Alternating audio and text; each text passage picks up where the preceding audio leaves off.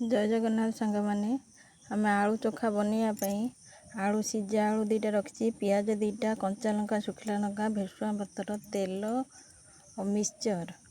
और लुण लंका गुंड जीरा गुंड फुटण यह लगे आम कड़े बसैली कड़े बसैकी कड़े तातिला आम तेल दबा तेल अल्प तेल बेसी तेल देवेनि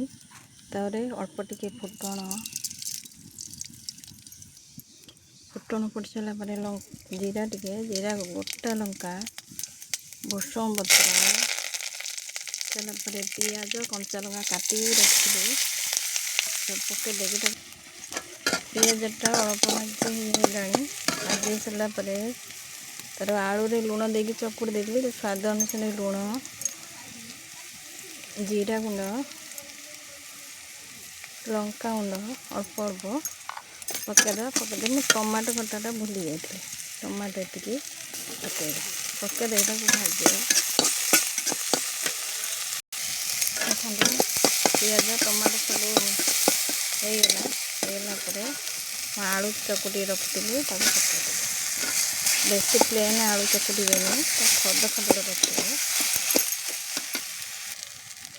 आलू हो सारे शेष छिंकेश्वर मिक्सचर रखि 2 चामच ता ऊपर पकईदे देखु लाल लाल हेल्ले तार पानी पूरा सुखी जाइए सुखी सारापर जगह को खोलीदे रेडी होगला